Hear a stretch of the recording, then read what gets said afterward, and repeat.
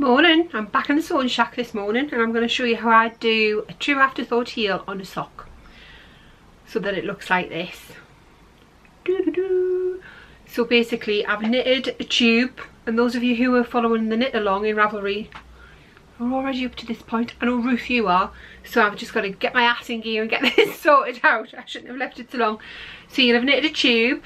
And if you're following the knit along in Ravelry, you have slip stitches up the front of your tube because it's just got a little bit of pattern in it to make it a bit more interesting than doing a normal vanilla sock, because it's quite a lot of stockinette in it. Right, so you've done your Judy's magic cast on for the toe, you've knitted your tube, and what you need to do is carefully measure your foot. My foot is 11 inches long. I know that sounds ridiculous, but it just kind of is. So what you're going to do for your afterthought heel is measure the foot of your sock. Have your sock a bit stretched because you want a bit of negative ease on your foot. You don't want your sock to be really baggy, so stretch it out a little bit. Measure the length of your foot along the base of your sock. That's why I have my tape measures hung up there. Right, so from the toe, I'm going to stretch my sock a little bit. There's 11 inches. And then what you're going to do is you're going to deduct 1.5 inches. So instead of measuring to 11 inches, I am going to measure to 10.5 inches with my sock stretched out a bit. So 9.5 inches. Sorry, I did say maths wasn't my strong point, but that is ridiculous. So there's the toe. And there's the 9.5 inch point. And I'll tell you why I've done that. Instead of measuring to the full 11 inches for the heel, you're going to insert a heel which will add length to your sock. It will add length to the foot and also length to the leg. And this, your heel, can you see, using this yarn? I'm really tired and my eyes are kind of sticking together, so I might do this a lot. I apologise. I have put my makeup on for you though. I didn't want to scare you too much. So with your heel, you've got like a line of increases, decreases, a line of decreases here, and to this midpoint measures approximately 1.5 inches, as does this. So you're adding 1.5 inches to the foot and 1.5 inches to the leg. And essentially, if you look, what you're doing is you're just knitting another toe. Now I've had this on several times, though it has been washed for this morning's demonstration, so it's a bit stretched out. But essentially you're knitting another toe. It'll not look like that when you first do it, because that basically just looks like a sock that I've had on, because I have. So that's your toe. That's what your toe would look like. Yep, so I'm sure you can see that it's just exactly the same. You're going to work it the same way as well. So right, what I need to do now, while you measure your socks, do it properly. Make sure you stretch your leg out a little bit so that you don't have loads of bagginess on your foot, or it'll just hang off the end of your toes and be really uncomfortable. You want a nice snug fit with negative ease. Unless you have your own special magic way of knitting your socks that you love, then just do it like that. Yeah. Right, so I'm going to go measure my sock and then I'll crack on and show you what to do. See you later. So, you measured your sock. And I lied, my foot isn't 11 inches long. I've got delusions of foot grandeur. It's 10. Still pretty big though, isn't it? Right, no. I guess that's a good way to demonstrate not guesstimating the length of your foot and actually measuring it, isn't it? I feel like this might be a bit dark, so I'm hoping you can see it. Try and drop this down a little bit, but it's probably not going to make any difference. It's weird with lighting, isn't it? Sometimes the closer you have the light to what you're doing, the darker it is. Yeah, that's better. Right, so the lamp may burn my face off, so I might have to stop halfway through and apply an ice pack. Right, so you've measured your foot, you've deducted 1.5 inches, because like I say, you're going to need 1.5 inches. The heel is going to add 3 inches in total to the length of your sock, 1.5 inches to the foot and 1.5 inches to the leg. Right, so with the needle that you used for the toe and, well, for the sock, you don't really change, do you? You've marked out where your measurement is that you wanted. I've used a pin. Use a pin that you can see so that you don't forget to take it out, because that could be quite uncomfortable. And what you're going to do is just take your marker out and put your finger where you need it to be. I'm kind of downhill here, I think. You're going to pick up one leg of each stitch. Can you see how each stitch has got two legs? Let's get this closer for you. So each stitch has got a right and left leg, two bits to each stitch. You are going to pick up one leg of each stitch along the entire row. Right, so I'm going to go for the left leg of each stitch.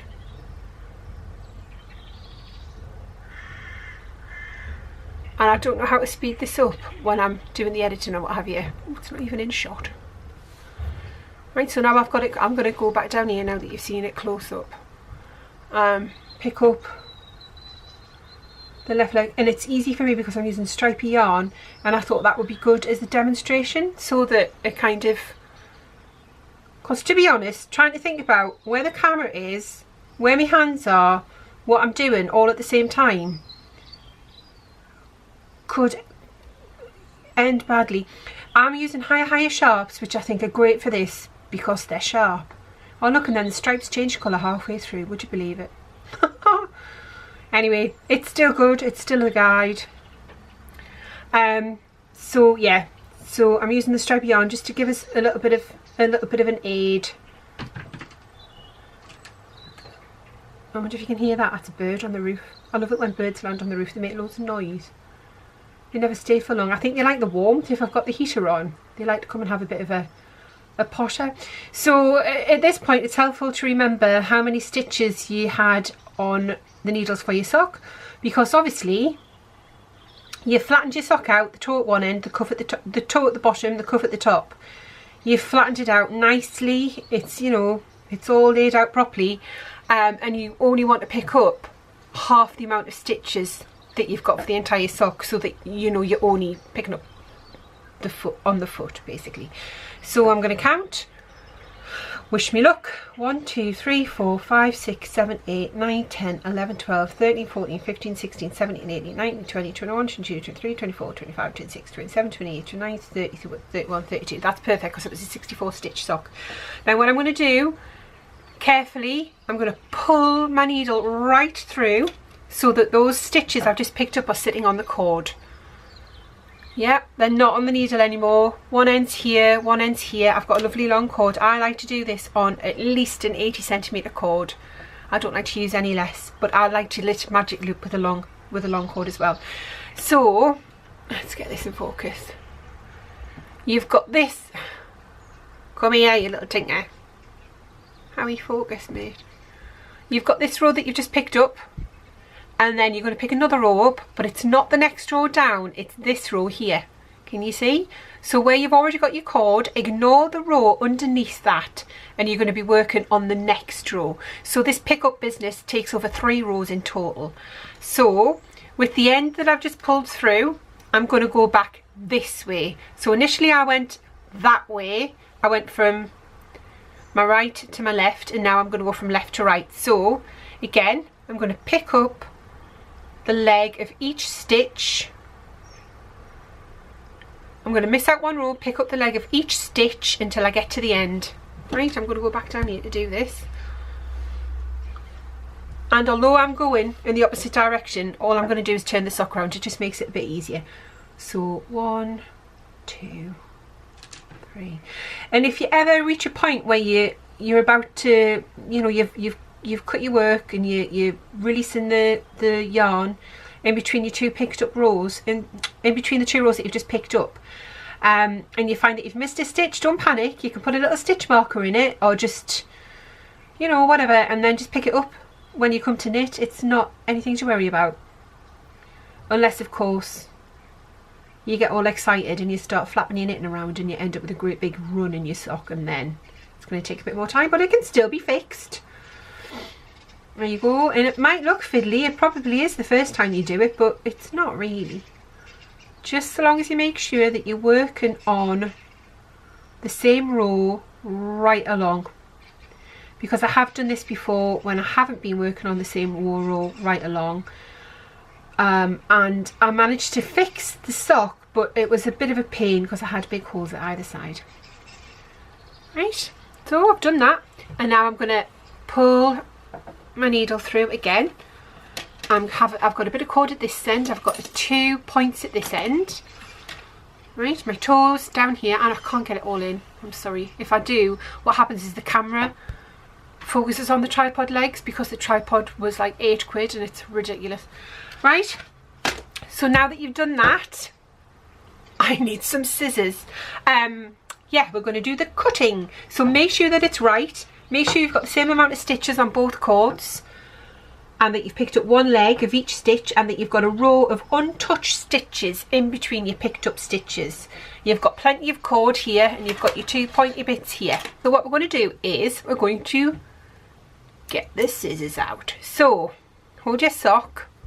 I like to hold mine kind of over my finger. You have to be very careful when you do this. You do not want to cut through both sides of your sock. You are only working on the stitches that are in between these 2 cables. If you cut through to the front of your sock, you've put a hole in it. So probably best not. Find the middle stitch, approximate is fine. Pick up one leg of the stitch on your scissors. Right, take your time. Doesn't matter if it's fiddly, just take your time. One leg, can you see I've got one leg on there? Cut it. Right, job done. Then you're going to work from the middle to one edge, then you're going to come back and from the middle to the other edge, unravelling this row of stitches. I like to do it with the end of my scissors. Right, so just unravel it. And just check that you haven't cut through to the front. I'm sure you won't have done. And remember, I wonder if I've dropped any stitches. That would be quite handy to show you, wouldn't you? But at the same time, I kind of hope I haven't. But if you have, don't panic, because we can sort that out.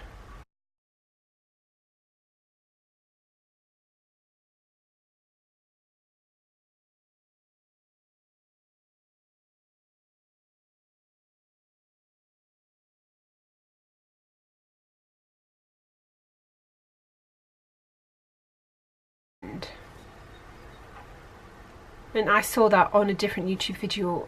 I've seen it on several actually, and there are some amazing tutorials out there. Like my friend Phil said, right, see, okay, so the last stitch remains. I haven't unpicked that. I'm going to turn it round and I'm going to go the other way.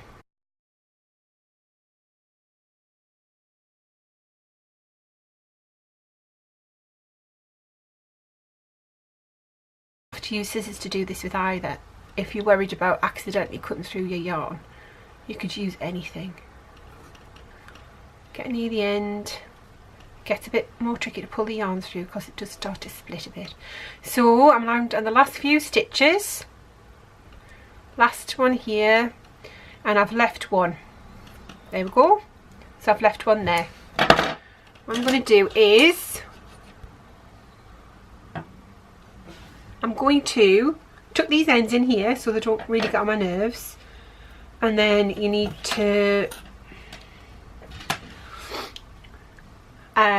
rejoin your yarn that you're going to use for the heel. And I'm going to use, should I use blue or should I use yellow? I'm going to use some yellow. Right, so find your end.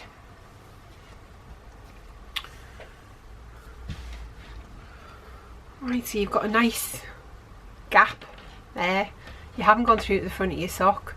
Everything's nice and safe and secured on the needles. Panic's over. Put your gin down. Stop panicking. Then what I like to do, stupidly I haven't brought a stitch marker up with me. I like to put a stitch marker at the beginning. This is going to be the beginning of the round because it's just my needles there. I'm right-handed. That's where I'm going to start to knit. I like to put a stitch marker at the beginning so that I know where I am when it comes to the order of what I'm doing. So basically I'm going to knit another toe. So I'll slide these onto my needle, pull the cord through there. I'm going to do it like a magic loop. Hang on. Yeah. And then what you might find, oops, is some of the stitches haven't gone onto your... Some of the stitches haven't unravelled straight, they're kind of twisted on your needle. So if you find that, just knit into the back instead of into the front. I'm going to knit 3 rounds. So I've got a big instep and a large heel. I'm going to knit 3 rounds and then I'll be back. So I've done a couple of bits just to make a start. I'll show you what to do now. So you're basically going to knit one row. I've put a stitch marker here, well I've put a giant safety pin here just to show me which is the beginning of the round. But I wouldn't put it in your stitches because it just kind of gets in the way. It's just as a little reminder basically. So organise your needles, and then you're going to do your first round. You're going to do knit 2 together, then knit 2 3 stitches before the end of the row. Right, so you've got 3 stitches, and then I'm going to go slip, slip, knit with those 2, and I never usually do it like that. I normally just knit 2 into the back of the stitch and then knit 1. Right, then turn your work that your stitches are nice and tight, and then on this one it's knit 2 together,